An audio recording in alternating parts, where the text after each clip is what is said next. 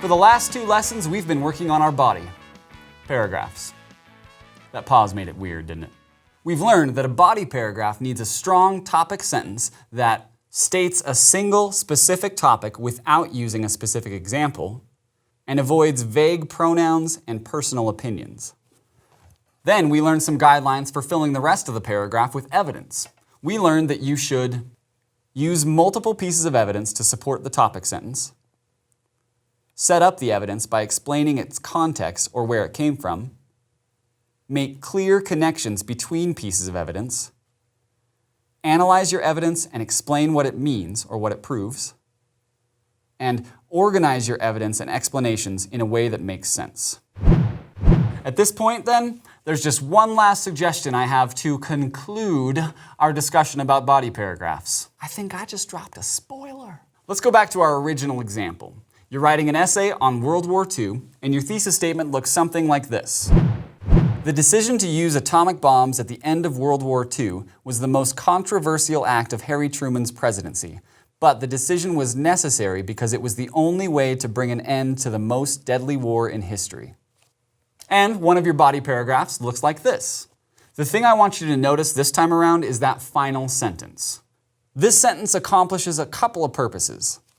It lays down a final analysis of the evidence presented in the paragraph and drives home the paragraph's main idea. It wraps the paragraph up and makes it feel complete. And, maybe most importantly, it helps tie this whole paragraph back to the original thesis statement. Pay attention to how this sentence does that. If we look back at the thesis statement, this essay is really about evaluating a decision President Truman had to make.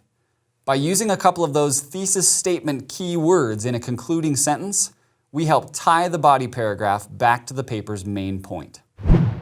Let's look at another body paragraph from earlier in this same essay. Harry Truman first learned the truth about the top-secret project to develop a nuclear weapon on his first day in office, the day President Roosevelt died. 2 years earlier, as a senator from Missouri, Truman suspected that something unusually important was brewing in our war plants because he had noticed hundreds of millions of dollars being budgeted for a top-secret project.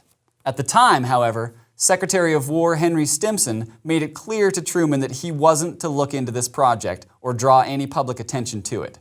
It was above Truman's security clearance.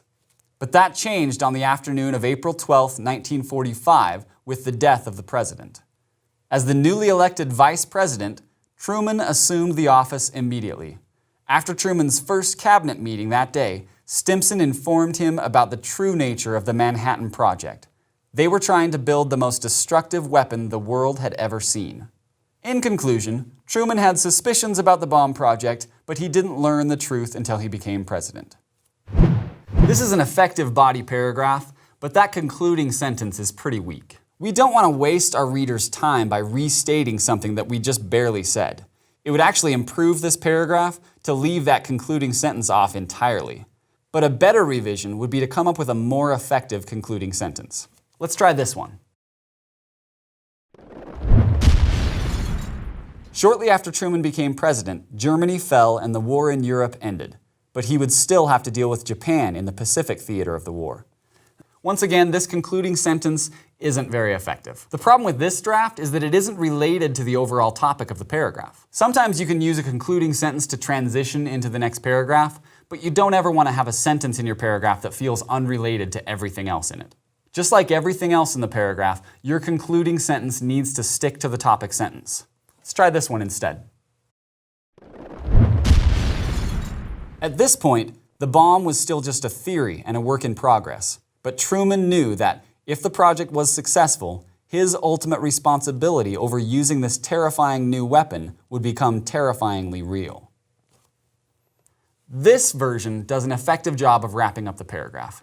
It sticks to the paragraph's main idea, the point in time when Truman first learned about the bomb project. It also helps tie this body paragraph back to the original thesis statement by focusing on the fact that Truman would eventually have to make a difficult decision about how to use this new weapon. So, let's review. Effective concluding sentences in a body paragraph should give a final analysis of the evidence presented in the paragraph and drive home the paragraph's main idea, tie the whole paragraph back to the original thesis statement, stay focused on the paragraph's topic sentence, and avoid merely summarizing the paragraph. I think it's your turn now. Let's go to work.